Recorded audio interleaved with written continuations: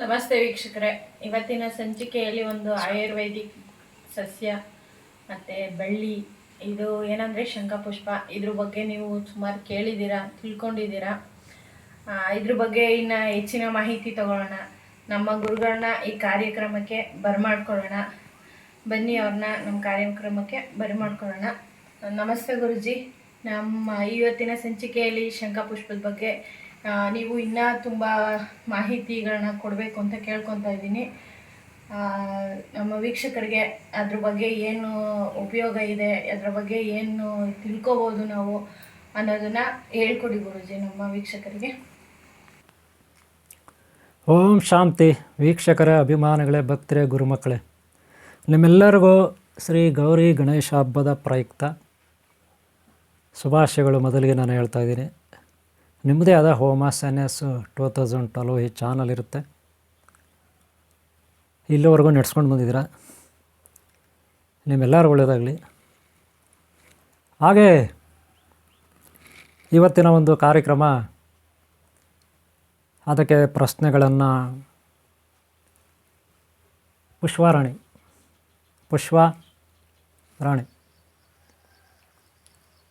ರಾಮನಗರ ಇವರು ಕೇಳ್ತಿದ್ದಾರೆ. ನಿಮ್ಮ ಪರವಾಗಿ ಕೇಳ್ತಿದ್ದಾರೆ. ನೀವೆಲ್ಲ ದೈವಭಕ್ತರಾಗಿರ್ತೀರಿ, ಗುರುಗಳನ್ನು ಪ್ರೀತಿಸ್ತೀರಿ, ಗುರುಗಳ ಹತ್ರ ಭಯಭಕ್ತಿಯಿಂದ ನೀವು ನಡ್ಕೊಳ್ತೀರ. ಆದರೆ ದೇವಸ್ಥಾನಗಳಿಗೂ ಹೋಗ್ತೀರ, ಹಾಗೆ ಮಠಗಳಿಗೂ ಹೋಗ್ತೀರ, ಹಾಗೆ ದಾನ ಧರ್ಮ ಮಾಡ್ತೀರ. ಮನೆಗಳಲ್ಲಿ ಹೋಮ ಪೂಜೆ ಇತ್ಯಾದಿ ಎಲ್ಲ ಗುರು ಹಿರಿಯರನ್ನು ಕರೆಸಿ ನೀವು ಮಾಡ್ತೀರ, ಬಂಧುಗಳನ್ನು ಕರೆಸಿ ಹಬ್ಬ ಎಲ್ಲ ಮಾಡ್ತೀರ. ಓಕೆ, ಒಪ್ಕೊಳ್ತೀನಿ. ಆದರೆ ನಾವು ಮಾಡುವಂಥ ಕೆಲಸಗಳಿಗೆ ತಕ್ಕ ಫಲ ಸಿಗಬೇಕಲ್ಲ. ತಕ್ಕ ಫಲ ಸಿಕ್ಕಿಲ್ಲ ಅಂದರೆ ಹೆಂಗೆ ನೀವು ಹೇಳಿ? ನೀವೇನೋ ಕಷ್ಟಪಟ್ಟು ಪೂಜೆ ಮಾಡಿ, ಇನ್ನೊಂದು ಮಾಡಿ, ವ್ರತ ಮಾಡಿ, ಅಲ್ಲಿ ಹೋಗಿ ಇಲ್ಲಿ ಹೋಗಿ, ಅವ್ರಿಗೆ ದಕ್ಷಿಣ ಕೊಟ್ಟು ಇವ್ರಿಗೆ ದಕ್ಷಿಣ ಕೊಟ್ಟು ಎಲ್ಲ ಕಷ್ಟಪಟ್ಟು ಸಾಲ ಮಾಡ್ತೀರೋ, ಹೊಲ ಮಾಡ್ತೀರೋ, ಹಡ ಹೇಳ್ತೀರೋ, ಒಡವೆ ಹಡ ಇಡ್ತೀರೋ, ಮನೆ ಹಡ ಇಡ್ತೀರೋ, ಹೊಲ ಹಡ ಇಡ್ತೀರೋ, ಗೊತ್ತಿಲ್ಲ ಏನು ಹಡ ಇಡ್ತೀರೋ. ಹಗಲು ರಾತ್ರಿ ಮಳೆ ಗಾಳಿ ಚಳಿಯಲ್ಲಿ ನೀವು ಕಷ್ಟಪಡ್ತೀರ, ಹಣ ಸಂಪಾದನೆ ಮಾಡ್ತೀರ. ಅದನ್ನು ಏನೋ ಒಂದು ಪೂಜೆ ಹೋಮ ಗುರುಗಳಿಗೆ ಅಂತ ಕೊಡ್ತೀರ, ದೇವರು ದಿಂಡ್ರು ಅಂತ ಪೂಜೆ ಮಾಡಿಸ್ತೀರ. ಆದರೆ ಒಳ್ಳೇದಾಗಿಲ್ಲ ಅಂದರೆ ಬೇಜಾರಾಗುತ್ತೆ ಎಲ್ಲರಿಗೂ ಅಲ್ವಾ? ನೋಡಿ, ಒಂದು ನೆನ್ಪಿಟ್ಕೊಳ್ಳಿ, ನಾವು ಹಣ ಖರ್ಚು ಮಾಡಿಬಿಟ್ರೆ, ನಾವು ಕಷ್ಟಪಟ್ಬಿಟ್ರೆ, ನಾವು ಹೋಮ ಮಾಡಿಸ್ಬಿಟ್ರೆ, ಅಭಿಷೇಕ ಮಾಡಿಸ್ಬಿಟ್ರೆ, ಪೂಜೆ ಮಾಡಿಬಿಟ್ರೆ ಒಳ್ಳೆಯದಾಗುತ್ತೆ ಅಂತ ತಿಳ್ಕೊಳ್ಳೋದು ತಪ್ಪಲ್ಲ. ಆದರೆ ಅದಕ್ಕೊಂದು ನೀತಿ ನಿಯಮ ಕ್ರಮ ಪದ್ಧತಿ ಕ್ರಮ ಸಿದ್ಧಾಂತ ಇರುತ್ತೆ, ತತ್ವಗಳಿರುತ್ತೆ. ಅದೇನಪ್ಪ ಅಂದರೆ, ಈಗ ನೀವು ಒಂದು ಅಡುಗೆ ತಯಾರು ಮಾಡಿದ್ರೆ ಅದಕ್ಕೆ ಎಷ್ಟು ಉಪ್ಪು ಹಾಕಬೇಕು, ಎಷ್ಟು ಎಣ್ಣೆ ಹಾಕಬೇಕು, ಯಾವ ರೀತಿಯಲ್ಲಿ ಹದ ಮಾಡಿ ಬೇಯಿಸಬೇಕು, ಯಾವ್ಯಾವ ಕಾಲಕ್ಕೆ ಏನೇನೋ ಪ್ರೋಸೆಸ್ ಇರುತ್ತೆ, ಅದಕ್ಕೆ ಅಡುಗೆ ಮಾಡೋರಿಗೆ ಗೊತ್ತು.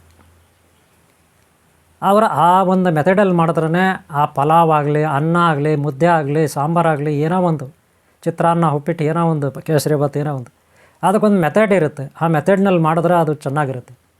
ಇಲ್ಲ ಅಂದರೆ ಕೆಟ್ಟೋಗುತ್ತೆ. ಅಂದರೆ ನೀವು ಕಷ್ಟಪಟ್ಟಿದ್ದೀರಾ, ದುಡ್ಡು ಕೊಟ್ಟು ತಂದಿದ್ದೀರಾ, ಕಷ್ಟಪಟ್ಟು ಮಾಡಿದ್ದೀರಾ ಕೆಲಸನ, ಆದರೆ ಕೆಟ್ಟೋಗಿದೆ ಅಂದರೆ ಅದರ ಅರ್ಥ ಏನು? ಎಲ್ಲೋ ನೀವು ಮಾಡೋದ್ರಲ್ಲಿ ಮಿಸ್ಟೇಕ್ ಆಗಿದೆ ಅಂತ ಅರ್ಥ.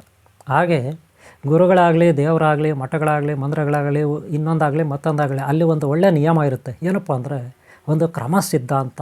ಅದನ್ನು ತಿಳ್ಕೊಬೇಕು ನಾವು ಜೀವನದಲ್ಲಿ. ಕ್ರಮ ಸಿದ್ಧಾಂತ ಅಂದರೆ ನಿಯಮಾನುಸಾರ ಯಾವ್ಯಾವ ಕಾಲಕ್ಕೆ ಯಾವ ರೀತಿ ಮಾಡಬೇಕು ಅನ್ನೋದು. ಇದರಿಂದ ನಿಮಗೆ ದುಡ್ಡು ಉಳಿತಾಯ ಆಗುತ್ತೆ, ಸಮಯನೂ ಸೇವ್ ಆಗುತ್ತೆ, ನಿಮ್ಮ ಮನಸ್ಸಿಗೂ ಶಾಂತಿ ಇರುತ್ತೆ, ಯಾವುದೇ ಆಯಾಸ ಆಗೋದಿಲ್ಲ, ಕಷ್ಟ ಇರಲ್ಲ, ಪೂರ್ಣ ಫಲ ಸಿಗುತ್ತೆ. ಅದೇ ನಾವು ಅತಿಯಾಗಿ ಕಷ್ಟಪಟ್ಟು, ಫಾರ್ ಎಕ್ಸಾಂಪಲ್ ಯಾವುದೋ ಇಲಿಯನ್ನು ಹಿಡೀಲಿಕ್ಕೆ ಬೆಟ್ಟವನ್ನು ಹಗದ್ರಂತೆ. ಒಂದು ಇಲಿಯನ್ನು ಹಿಡೀಲಿಕ್ಕೆ ಬೆಟ್ಟವನ್ನು ಹಗದ್ರಂತೆ. ಬೆಟ್ಟದ ಪಕ್ಕದಲ್ಲಿ ಇಲಿದು ಬಿಲ ಇತ್ತು. ಆ ಇಲಿದು ಬಿಲ ಒಳಗೆ ಹೋಗೋದು ಸೇರಿಕೊಳ್ತು ಇಲಿ ಬೆಟ್ಟದ ಪಕ್ಕದಲ್ಲಿ. ಅದಕ್ಕೆ ಬೆಟ್ಟನ ಹಗದ್ರಂತೆ ಯಾರು. ಇದರ ಅವಶ್ಯಕತೆ ಇರಲಿಲ್ಲ, ಬೆಟ್ಟಾಗಿ ಅಂತ ಅವಶ್ಯಕತೆ ಇರಲಿಲ್ಲ. ಆ ಇಲಿ ಬಿಲದೊಳಗೆ ಹೊಗೆ ಬಿಟ್ಟಿದ್ರೆ ಅದು ಈಜ ಬರ್ತಿತ್ತು, ಹೊಗೆ ಇಟ್ಟಿದ್ರೆ ಅಲ್ವಾ? ಅಷ್ಟೇ, ವೆರಿ ಸಿಂಪಲ್. ಹಾಗೆ ನಮ್ಮ ಜೀವನದಲ್ಲಿ ಎಷ್ಟೆಷ್ಟೋ ಸಣ್ಣ ಕೆಲಸಗಳು ಮಾಡೋಕ್ಕೆ ತುಂಬ ಪ್ರಯಾಸ ಮಾಡ್ಕೊತಾರೆ ಕೆಲವರು. ನಿಮ್ಮ ಅಕ್ಕಪಕ್ಕ ಇರೋರೇ ನೋಡ್ರಿ ಅಲ್ವಾ? ಹಾಗೆ ನಾವೇನು ಮಾಡ್ತೀವಿ ಗೊತ್ತಿಲ್ಲದೆ, ಏನೇನೋ ಪೂಜೆ ಹೋಮ ಯಜ್ಞ ಯಾಗಾದಿಗಳು, ಅಲ್ಲಿ ಹೋಗ್ತೀರಿ ಇಲ್ಲಿ ಹೋಗ್ತೀರಿ, ಅಲ್ಲಿ ಸುತ್ತೀರಿ ಇಲ್ಲಿ ಸುತ್ತೀರಿ, ಬೇಜಾನ್ ದುಡ್ಡು ವೇಸ್ಟ್ ಆಗುತ್ತೆ, ಟೈಮ್ ವೇಸ್ಟ್ ಆಗುತ್ತೆ, ಲಾಸ್ಟ್ಗೆ ಒಳ್ಳೆಯದಾಗಲ್ಲ.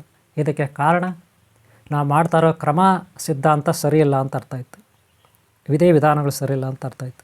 ಅದನ್ನು ನಾವು ಫಸ್ಟ್ ತಿಳ್ಕೊಬೇಕು, ಏನೇ ಮಾಡ್ಬೇಕಾದ್ರು. ಗೊತ್ತಾಯ್ತಲ್ಲ? ಈಗ ನೋಡೋಣ.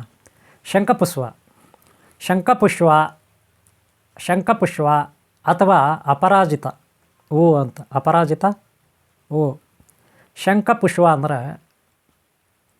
ಏನಪ್ಪ ಅಂದರೆ, ನೀವು ಈ ಸ್ಕ್ರೀನ್ ಮೇಲೆ ನೋಡ್ಬೋದು. ಈ ಸ್ಕ್ರೀನ್ ಮೇಲೆ ಶಂಖಪುಷ್ಪನ ಈಗ ನೀವು ನೋಡ್ಬೋದು. ನೀವು ನೋಡಿ, ಅದು ಯಾವ ರೀತಿ ಇರುತ್ತೆ. ಬ್ಲೂ ಕಲರ್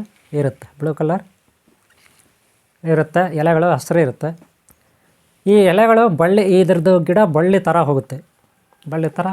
ಹೂವು ಬಂದು ಶಂಖದ ಥರನೇ ಇರುತ್ತೆ. ನೋಡೋಕ್ಕೆ ಶಂಖ ಹೆಂಗಿದೆ ಹಂಗೆ ಇರುತ್ತೆ. ಇದು ನೀವೆಲ್ಲ ನೋಡಿರ್ತೀರ. ನೋಡಿಲ್ಲ ಅಂದರೆ ಇಲ್ಲಿ ನೋಡ್ಕೊಳ್ಳಿ. ಮುಂದೆ ಯಾವತ್ತಾದರೂ ನೀವು ನೋಡ್ಬೋದು. ಇದು ಏತಕ್ಕೆಲ್ಲ ಪ್ರಯೋಜನ ಅಂತ ಒಂದು ಸಾರಿ ನೋಡ್ಕೊಂಡು ಹೋಗೋಣ. ನಾನು ಇಷ್ಟೊತ್ತು ಹೇಳಿದೆ, ನೀವು ದೇವಸ್ಥಾನದಲ್ಲಿ ಹೂಗಳಿಡ್ತೀರ. ಏನೇನು ಹೂಗಳಿಡ್ತೀರ? ಮನೆಯಲ್ಲಿ ಹೂಗಳಿಡ್ತೀರ. ಏನೇನು ಹೂಗಳಿಡ್ತೀರ? ಏನೋ ಒಂದು ಸೇವಂತಿಗೆನೋ, ಏನೋ ಒಂದು ಗುಲಾಬಿನೋ, ಏನೋ ಒಂದು ಮಲ್ಲಿಗೆನೋ, ಏನೋ ಒಂದು ಕಾಕಡನೋ, ಏನೋ ಒಂದು ರೋಸು, ಏನೋ ಒಂದು ಚೆಂಡು ಹೂವು ತಂದಲ್ಲಿ ಇಡ್ತೀರ ಅಲ್ವಾ? ದಾಸವಾಳ ಹೂವು. ಹಂಗೆಲ್ಲ ಮಾಡಬಾರ್ದು. ಅಲ್ಲೇ ನೀವು ಎಡಬೋದು. ಅಲ್ಲೇ ನೀವು ತಪ್ಪು ಮಾಡೋದು. ಅಲ್ಲೇ ಮಾಡೋದು. ಯಾಕೆ ಅಂದರೆ, ಈಗ ನಿಮ್ಮ ಮನೇಲಿ 10 ಜನ ಇದ್ದಾರೆ ಅಂತ ಇಟ್ಕೊಳ್ಳಿ, 5 ಜನ ಇದ್ದಾರೆ ಅಂತ ಇಟ್ಕೊಳ್ಳಿ. ಮಕ್ಕಳೊಂದು 3 ನೀವು ಇರ್ತೀರ. ನೋಡಿರಿ, ಒಂದು ಮಗುಗೆ ಚಿತ್ರಾನ್ನ ಬೇಕನ್ನುತ್ತೆ, ಇನ್ನೊಂದು ಮಗುಗೆ ಉಪ್ಪಿಟ್ಟು ಬೇಕನ್ನುತ್ತೆ, ಇನ್ನೊಂದು ಮಗುಗೆ ಪುಳಿಯೋಗರೆ ಬೇಕನ್ನುತ್ತೆ. ನೀವು ಯಾವ ಅಡುಗೆ ಮಾಡೋದು? ಹೆಣ್ಮಕ್ಳಿಗೆ ಹೇಳ್ತಾ ಇದ್ದೀನಿ ಅಲ್ವಾ? ಒಬ್ಬೊಬ್ರಿಗೆ ಒಂದೊಂದು ಇಷ್ಟ ಇರುತ್ತೆ. ಇನ್ನು ಗಂಡಸರಾದರೆ ಒಬ್ಬೊಬ್ರಿಗೆ ಒಂದೊಂದು ಇಷ್ಟ ಇರುತ್ತೆ. ಒಂದೊಂದು ಕಲರ್ ಬಟ್ಟೆ ಇಷ್ಟ ಇರುತ್ತೆ, ಒಂದೊಂದು ಕಲರ್ ಊಟ ಇಷ್ಟ ಇರುತ್ತೆ, ಒಂದೊಂದು ಟೇಸ್ಟ್ಗಳು ಅವ್ರದ್ದೇ ಆದ ಬೇರೆ ಬೇರೆ ಡ್ರಿಂಕ್ಸ್ ಇರ್ತದೆ, ಕೂಲ್ ಡ್ರಿಂಕ್ಸ್ ಇರ್ತದೆ, ಅವರೇ ಇದು. ಎಲ್ಲರೂ ಒಂದೇ ತಗೊಳ್ಳಲ್ಲ, ಎಲ್ಲರಿಗೂ ಒಂದೇ ಅಭಿರುಚಿ ಇರಲ್ಲ. ಹಾಗೆ ದೇವತೆಗಳಲ್ಲಿ ಒಬ್ಬೊಬ್ರಿಗೆ ಒಂದೊಂದು ಅಭಿರುಚಿ ಇರುತ್ತೆ. ಉದಾಹರಣೆಗೆ ಶನೇಶ್ವರ, ಆತನಿಗೆ ಒಂದು ಅಭಿರುಚಿ ಇರುತ್ತೆ. ಅದೇ ರಾಹು ಕೇತುಗೆ ಅವ್ರಿಗೆ ಒಂದು ಅಭಿರುಚಿ ಇದೆ. ರಾಹುಗೆ ಬೇರೆ, ಕೇತುಗೆ ಬೇರೆ, ಶನೇಶ್ವರನಿಗೆ ಬೇರೆ. ಹಾಗೆ ಶುಕ್ರದೇವನಿಗೆ ಜಯಂತ ಮತ್ತು ಶುಕ್ರದೇವರು ಬೇರೆ. ಹಾಗೆ ತಾರಾಮತ ಗುರುದೇವ್ ಬೇರೆ. ಹಾಗೆ ಬುಧದೇವ ಬೇರೆ. ಹಾಗೆ ಮಂಗಳದೇವ ಬೇರೆ. ಹಾಗೆ ಸೋಮೇಶ್ವರಿ ಚಂದ್ರದೇವ ಬೇರೆ. ಹಾಗೆ ಸೂರ್ಯ ಭಗವಾನ್ ಬೇರೆ ಅಲ್ವಾ? ಇವರೆಲ್ಲ ಬೇರೆ ಬೇರೆ ಟೇಸ್ಟ್ಗಳಿರುತ್ತೆ. ಇನ್ನು ಅವ್ರು ಬಿಟ್ಟರೆ ಇಂದ್ರಾದಿ ದೇವತೆಗಳು ಅವ್ರು ಬೇರೆ. ಹಾಗೆ ಋಷಿಮುನಿಗಳು ಅವ್ರು ಬೇರೆ. ಇವರ ದೇವತೆಗಳು ದೇವತೆಗಳಲ್ಲೇ ಬೇರೆ ಬೇರೆ ಟೈಪ್ ಅಭಿರುಚಿ. ಈಗ ಮನುಷ್ಯರಲ್ಲಿಲ್ವಾ? ಒಬ್ಬೊಬ್ರಿಗೂ ಒಂದೊಂದು ಅಭಿರುಚಿ. ಒಬ್ಬೊಬ್ಬರು ಒಂದೊಂದು ಕಲರ್ ಇಷ್ಟಪಡ್ತಾರೆ.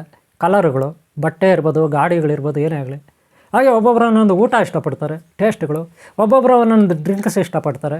ಅದು ಅವರವರು ಇಂಡಿಪೆಂಡೆಂಟು ಅಲ್ವಾ? ಹಾಗೆ ದೇವತೆಗಳು ಅಷ್ಟೇ, ಗ್ರಹಗಳು ಅಷ್ಟೇ, ದಿಕ್ಪಾಲಕರು ಅಷ್ಟೇ. ನೆನಪಿಟ್ಕೊಳ್ಳಿ. ಅದಕ್ಕೆ ನಾವು ಬುದ್ಧಿವಂತರಾದರೆ ಯಾವ್ಯಾವ ದೇವರು ಹೊಲ್ಸ್ಕೋಬೇಕಾರೆ ಯಾವ್ಯಾವ ಹೂವು ಇಡಬೇಕು ಅದು ಕಲ್ಕೋಬೇಕು. ಇವತ್ತು ನಾವು ಶಂಖಪುಷ್ಪದ ಬಗ್ಗೆ ನೋಡೋಣ. ಇದೇನೇನಕ್ಕಾಗುತ್ತೆ, ಯಾವ ದೇವ್ರಿಗಾಗುತ್ತೆ ಅಂತ, ಈ ಗಿಡ ಏನೇನಕ್ಕಾಗುತ್ತೆ ಅಂತ. ಓಕೆನಾ? ಇದು ನೋಡೋಣ. ನೋಡಿರಿ, ಶಂಖಪುಷ್ಪ ಬಂದು ಮೊದಲಿಗೆ ಲಕ್ಷ್ಮಿ, ಜಗನ್ಮಾತೆ, ಆದಿಶಕ್ತಿ, ಪರಾಶಕ್ತಿ, ಅಷ್ಟೈಶ್ವರ ಮತ್ತು ಲಕ್ಷ್ಮಿಗೆ ಈ ಹೂವು ಭಾಳ ಶ್ರೇಷ್ಠ. ನೀವು ಡೈಲಿ ಪೂಜೆ ಮಾಡಿ ಅಥವಾ ಶುಕ್ರವಾರ ಗುರುವಾರ ಮಾಡಿ ಈ ಶಂಖಪುಷ್ಪ ಯೂಸ್ ಮಾಡಿ. ಯಾರಿಗೆ? ಲಕ್ಷ್ಮಿಗೆ. ಓಕೆನಾ? ಹಾಗೆ ವಿದ್ಯಾ ಮತ್ತು ಸರಸ್ವತಿ. ಯಾಕೆಂದರೆ ಎಷ್ಟೋ ಜನ ಮಕ್ಕಳಿಗೆ ವಿದ್ಯೆ ಅಂಟಲ್ಲ, ಎಷ್ಟೋ ಜನ ದೊಡ್ಡವ್ರಿಗೆ ಮೆಮೊರಿ ಕರೆಕ್ಟಾಗಿರಲ್ಲ. ಅದಕ್ಕೆ ಈ ಪುಷ್ಪ ಸರಸ್ವತಿ ಪೂಜೆಗೆ ಯೋಗ್ಯ, ಲಕ್ಷ್ಮೀ ಪೂಜೆಗೆ ಯೋಗ್ಯ.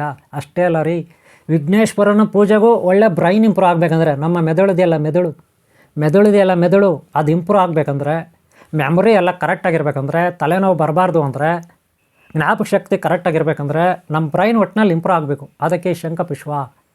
ಇದನ್ನು ಯಾವ ರೀತಿ ಯೂಸ್ ಮಾಡೋದಂತ ಆಮೇಲೆ ಹೇಳ್ತೀನಿ. ಆಮೇಲೆ ದೇವರುಗಳಿಗೆ ಯಾವುದು? ಲಕ್ಷ್ಮಿ. ಶನೇಶ್ವರನಿಗಂತೂ ತುಂಬಾ ಇಷ್ಟ. ಶಿವನಿಗೂ ಇಷ್ಟ. ಕೃಷ್ಣನಿಗೂ ಇಷ್ಟ. ಈ ಶಂಖಪುಷ್ಪ ನೋಡ್ರಿ, ಇದರಲ್ಲಿ 2 ಟೈಪ್ 3 ಟೈಪ್ ಇರುತ್ತೆ. ಬಿಳಿ ಹೂವನೂ ಇರುತ್ತೆ, ಬ್ಲೂ ಕಲರ್ ಇರುತ್ತೆ.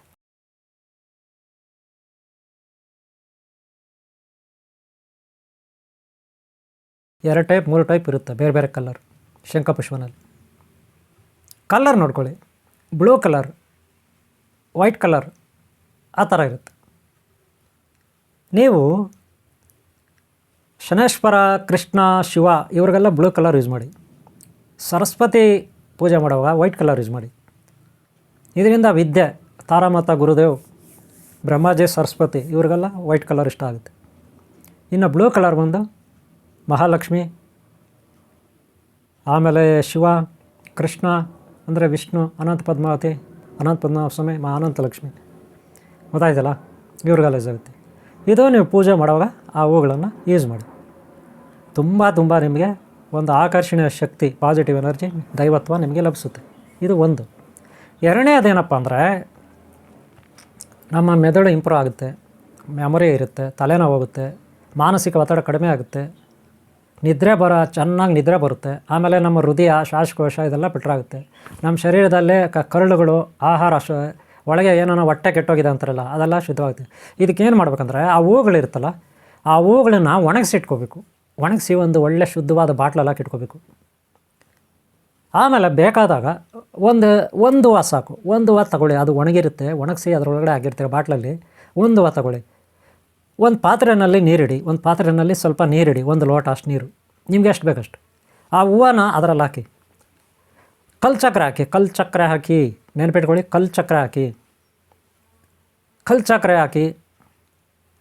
ಚಕ್ರೆ ಕುದಿಸಿ ಸ್ವೀಟಾಗಿ ಬರುತ್ತೆ. ಆಮೇಲೆ ಆರಿಸಿ, ಬ್ಲೂ ಕಲರ್ ಬರುತ್ತೆ. ಆರಿಸ್ಬಿಟ್ಟು ಕುಡಿ, ಇಲ್ಲ ಸ್ವಲ್ಪ ಲೈಟಾಗಿ ಬಿಸಿ ಇದ್ರೆ ಕುಡಿ, ಅದು ನಿಮ್ಮ ಇಷ್ಟ. ಗೊತ್ತಾಯ್ತಲ್ಲ? ಈ ರೀತಿ ಮಾಡಿ ನೀವು ಕುಡಿದ್ರೆ ನಿಮ್ಮ ಹೊಟ್ಟೆ ಒಳಗೆ ಜಠರ, ಗ್ಯಾಸ್ಟ್ರಿಕ್ ಎಲ್ಲ ಹೋಗುತ್ತೆ, ಕಲ್ಲುಗಳು ಶುದ್ಧಿ ಆಗುತ್ತೆ. ನರ್ವ್ ಸಿಸ್ಟಮ್, ನಿಮ್ಮ ಶರೀರದಲ್ಲಿ ನರ್ವ್ ಸಿಸ್ಟಮ್ ಇರುತ್ತಲ್ಲ, ನರ್ವ್ ಸಿಸ್ಟಮು ಒಳ್ಳೆ ಪಿಕಪ್ ಆಗುತ್ತೆ. ಒಟ್ಟಾರೆ ನಿಮ್ಮ ಬ್ರೈನು, ಹೃದಯ, ಶ್ವಾಸಕೋಶ ಎಲ್ಲ ಫಿಲ್ಟರ್ ಆಗುತ್ತೆ. ಗೊತ್ತಾಯ್ತಲ್ಲ? ಆದರೆ ಇದರಲ್ಲಿ ಒಂದಿದೆ, ಗರ್ಭಿಣಿ ಸ್ತ್ರೀಯರಿಗೆ ಇದನ್ನು ಕೊಡಬಾರ್ದು. ಗರ್ಭಿಣಿ ಸ್ತ್ರೀಯರಿಗೆ, ಆಮೇಲೆ ಮಕ್ಕಳಾಗಿರುತ್ತಲ್ಲ ಆಗ್ತಾನೆ ಬಾಣಂತಿಗಳು, ಅವ್ರಿಗೆ ಕೊಡಬಾರ್ದು. ತುಂಬ ಚಿಕ್ಕ ಮಕ್ಕಳಿಗೆಲ್ಲ ಕೊಡಬಾರ್ದು, ನೆನ್ಪಿಟ್ಕೊಳ್ಳಿ. ಕೊಟ್ಟರು ಬಹಳ ಕಡಿಮೆ, ಆದರೆ ಗರ್ಭಿಣಿ ಸ್ತ್ರೀಗೆ ಅವ್ರಿಗೆ ಕೊಡಬೇಡಿ, ಬಾಣಂತಿಗಳಿಗೆ ಕೊಡಬೇಡಿ. ಇದು ಎಚ್ಚರಿಕೆ ಅಂತೀರಿ. ಈಗ ಗೊತ್ತಾಯ್ತಲ್ಲ? ಯಾಕಂದರೆ ಇದು ಪವರ್ಫುಲ್ಲಾಗಿರ್ತದೆ, ಶಕ್ತಿ ಇರ್ತದೆ. ಹೊಟ್ಟೆ ಒಳಗಿರೋ ಮಗು ಮೇಲೆ ಅದು ಹೆಚ್ಚಾಗಿ ಡೋಸೇಜ್ ಆಗ್ಬೋದು, ಚಾನ್ಸಸ್ ಇರುತ್ತೆ ಅಂತ ಹೇಳೋದು ಅಷ್ಟೇ. ಕೊಡಬಾರ್ದು, ಓಕೆನಾ? ಇದೇ ಅಂತಲ್ಲ, ಯಾವುದೇ ಔಷಧಿಗಳಾಗಲಿ ಗರ್ಭಿಣಿ ಸ್ತ್ರೀಯರು ಡಾಕ್ಟ್ರ್ ಸಲಹೆ ಇಲ್ಲದೆ ಏನೂ ತೊಗೋಬಾರ್ದು. ಹಾಗೆ ಬಾಣಂತಿಗಳು ಅಷ್ಟೇ, ಡಾಕ್ಟ್ರ್ ಸಲಹೆ ಇಲ್ಲದೆ ಏನೂ ತೊಗೋಬಾರ್ದು. ಅವ್ರದ್ದು ಮೈಂಡು, ಅವ್ರ ಶರೀರ ಭಾಳ ಸೆನ್ಸಿಟಿವ್ ಆಗಿರುತ್ತೆ, ಓಕೆನಾ? ಇಷ್ಟು ನೋಡ್ರಿ, ಹೃದಯ ಆಯಿತು, ಮೆದುಳು ಆಯಿತು, ಕಣ್ಣುಗಳಾಯಿತು. ಕಣ್ಣುಗಳು ನೋವೆಲ್ಲ ಹೋಗುತ್ತೆ, ಗೊತ್ತಾಯ್ತಾ? ಹಾಗೆ ನಿಮ್ಮ ಶರೀರದಲ್ಲಿ ಸಾಕಷ್ಟು ಕಾಯಿಲೆಗಳಿಗೆ, ಅದು ಕಿಡ್ನಿ ಪ್ರಾಬ್ಲಮ್ ಇರ್ಬೋದು, ಏನೇನೋ. ಆದರೆ ಇದರಲ್ಲಿ ಒಂದು ನೆನಪಿಟ್ಕೊಳ್ಳಿ, ತುಂಬ ಸಣ್ಣ ಇರೋರು ನನ್ನಂಥವ್ರು ತಗೊಳ್ದೇ ಇದ್ರೇ ಒಳ್ಳೆಯದು. ಯಾಕೆ ಅಂತ ಹೇಳ್ಬಿಡ್ತೀನಿ. ಇದು ವೆಯ್ಟ್ಲೆಸ್ ಮಾಡುತ್ತೆ, ವೆಯ್ಟ್ಲೆಸ್ ಮಾಡುತ್ತೆ. ಇದು ತೂಕನ ಕಡಿಮೆ ಮಾಡುತ್ತೆ, ಗೊತ್ತಾಯ್ತಾ? ಬೊಜ್ಜನ್ನು ಕರಗಿಸುತ್ತೆ, ಕಬ್ಬು ಕರಗಿಸುತ್ತೆ. ನೆನಪಿಟ್ಕೊಳ್ಳಿ, ವೆಯ್ಟ್ಲೆಸ್ ಆಗಿಬಿಡ್ತಾರೆ. ಆದರೆ ನಾವು ಮೊದಲೇ ವೆಯ್ಟ್ಲೆಸ್ಸು, ಸಣ್ಣ ಇರ್ತೀವಿ, ಅದನ್ನು ತಗೋಬಾರ್ದು. ಗೊತ್ತಾಯ್ತಲ್ಲ? ಅಷ್ಟೇ ವ್ಯತ್ಯಾಸ, ಇನ್ನೇನಿಲ್ಲ, ಓಕೆನಾ? ಇಷ್ಟು ಬಿಟ್ಟರೆ ಇನ್ನೇನು ಪ್ರಾಬ್ಲಮ್ ಇಲ್ಲ. ಆದರೆ ಇದು ನೀವು ಆರಾಮಾಗಿ ತಗೊಳ್ಳಿ. ನಾನು ಹೇಳಿದ್ದೀನಿ, ಕಲ್ಚಕ್ರೆ ಒಂದು ಹೂವು ಹಾಕಿ ಕುದಿಸಿ, ಆರಿಸಿ, ಅಥವಾ ಹಂಗೆ ಕುಡೀರಿ. ಗೊತ್ತಾಯ್ತಲ್ಲ? ಟೀ ಕಾಫಿ ಥರನೂ ಆಗುತ್ತೆ. ಇನ್ನೂ ಬೇರೆ ಏನಾದರೂ ಹಾಕ್ಕೊಳ್ಳಿ, ತೊಂದರೆ ಇಲ್ಲ ಅದರಲ್ಲಿ, ಓಕೆನಾ? ಒಟ್ಟಿನಲ್ಲಿ ಬ್ಲೂ ಕಲರ್ ನೋಡೋಕ್ಕೆ ಚೆನ್ನಾಗಿರುತ್ತೆ. ಇದು ಶಂಖಪುಷ್ಪ ಅಥವಾ ಅಪರಾಜಿತ ಹೂವು ಅಂತ. ಅಪರಾಜಿತ ಅಂದ್ರೇನು ಮೊದಲು ತಿಳ್ಕೊಳ್ಳಿ. ಪರಾಜಿತ ಅಂದರೆ ಸೋತೋದ್ವಿ ಅಂತ. ಪರಾಜಿತ ಅಂದ್ರೇನು? ಸೋತು ಹೋದ್ವಿ.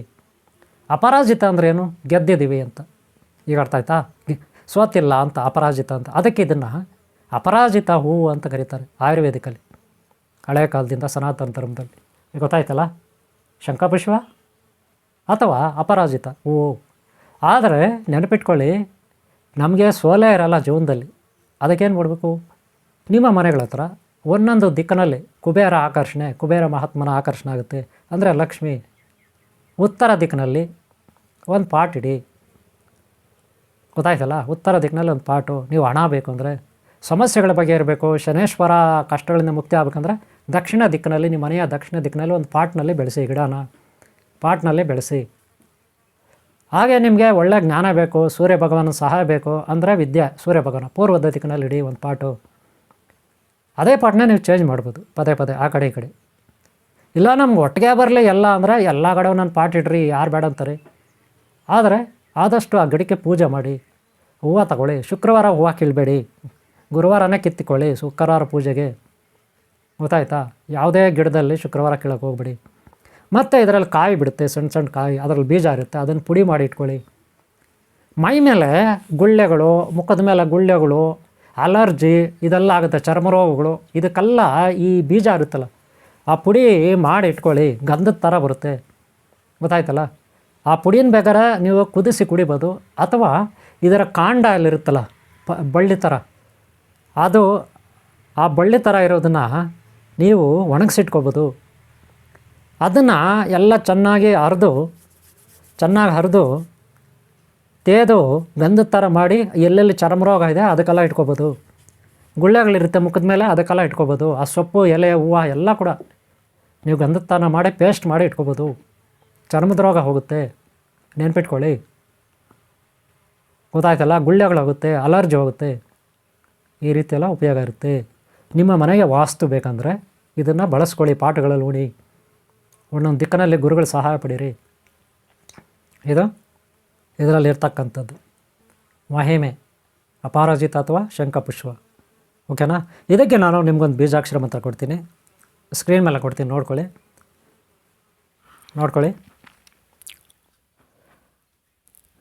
ಓಂ ಶ್ರೀಂ ಕ್ಲೀಂ ರೀಂ ಗಂ ಶಾಂ ಸಂ ಗುರುಶಕ್ತಿ ಕುರು ಸ್ವಾಹ. ಈ ರೀತಿ ಇರುತ್ತೆ, ನೋಡ್ಕೊಳ್ಳಿ. ಇಲ್ಲೊಂದು ಸಾರಿ ನೋಡ್ಕೊಳ್ಳಿ, ಹೇಳ್ತೀನಿ. ಓಂ ಶ್ರೀಂ ಕ್ಲೀಂ ರೀಂ ಗಂ ಶಾಂ ಸಂ ಗುರುಶಕ್ತಿ ಕುರು ಸ್ವಾಹ. ಈ ರೀತಿ ಈ ಒಂದು ಬೀಜಾಕ್ಷರ ಮಂತ್ರ ಇರುತ್ತೆ. ಇದನ್ನು ಒಂದು ದಿನಕ್ಕೆ 1008 ಜಪ ಮಾಡಬೇಕು, ನೆನಪಿಟ್ಕೊಳ್ಳಿ. ಅದಕ್ಕೆ 5 ಸಾರಿ ಕೂತ್ಕೊಳ್ಳಿ.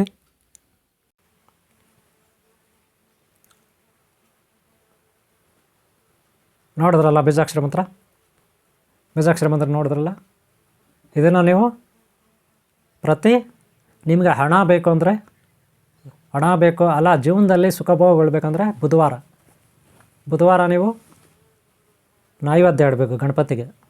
ಏನಾದರೂ ಸ್ವೀಟ್ಸ್ ಮಾಡಿ, ನಿಮ್ಮ ಮನೆ ಹತ್ರ ಪಾಟ್ ಇದ್ದರೆ ಪಾಟಿಗೆ ಪೂಜೆ ಮಾಡಬೇಕು ಡೈಲಿ 21 ದಿನ. ಕಷ್ಟಗಳ ನಿವಾರಣೆಗೆ ಸಂಕಷ್ಟಹರ ಗಣಪತಿ. ಆ ದಿನ ಸಂಕಷ್ಟಹರ ಚತುರ್ಥಿ ಬರುತ್ತೆ, ತಿಂಗಳು ಒಂದು ಸಾರಿ. ಆ ಟೈಮಲ್ಲಿ ನೀವು ಏನಾದರೂ ನೈವೇದ್ಯ ಇಡಿ, ಅಥವಾ ಪ್ರತಿ ಬುಧವಾರ ನೈವೇದ್ಯ ಇಡಿ ಮನೆಯಲ್ಲಿ. ನಿಮ್ಮ ಮನೇಲಿ ಪಾಟ್ ಹತ್ರ ಉಣ್ಬಿಟ್ಟು ಇದಕ್ಕೆ ಊದ್ಕಡ್ಡಿ ಕರ್ಪೂರ ಬೆಳಗ್ಗೆ ಈ ಹೂವನ್ನು ಬಳಸಿ ಗಣಪತಿಗೆ, ಕಷ್ಟಗಳು ನಿವಾರಣೆ ಆಗುತ್ತೆ. ಹಾಗೆ ಲಕ್ಷ್ಮಿಗೆ ಶುಕ್ರವಾರ ಅಥವಾ ಗುರುವಾರ ಅವತ್ತು ನೈವೇದ್ಯ ಮಾಡಿ. ಗುರುವಾರ ಆದರೆ ಪುಳಿಯೋಗರೆ ಮಾಡಿ, ಶುಕ್ರವಾರ ಆದರೆ ಪಾಯಸ ಮಾಡಿ, ಅವತ್ತು ನೈವೇದ್ಯ. ಲಕ್ಷ್ಮೀ ಆರಾಧಿಸ್ಬೇಕಾದ್ರೆ 48 ದಿನ ಪ್ರತಿ ಶುಕ್ರವಾರ ನೈವೇದ್ಯ ಇಡಬೇಕು. ಆದರೆ ಮಂತ್ರ, ಬೀಜಾಕ್ಷರ ಮಂತ್ರ ನಾನು ಏನು ಕೊಟ್ಟಿದ್ದೀನಿ, ಇದನ್ನು ಡೈಲಿ 10 ನಿಮಿಷ ಬೆಳಗ್ಗೆ ಕೂತ್ಕೊಳ್ಳಿ. 10 ನಿಮಿಷ ಆ ಮಂತ್ರವನ್ನು ನೋಡ್ಕೊಂಡು ಹೇಳ್ಕೊಳ್ಳಿ. 10 ನಿಮಿಷ ಕದಲಬೇಡಿ, ಪದ್ಮಾಸನದಲ್ಲಿ ಕೂತ್ಕೊಳ್ಳಿ. ಫೋಟೋ ಇಟ್ಕೊಳ್ಳಿ ಮುಂದ್ಗಡೆ, ನಿಮ್ಗೆ ಯಾವ ದೇವ್ರದ್ದು ಬೇಕೋ ಆ ದೇವ್ರದ್ದು.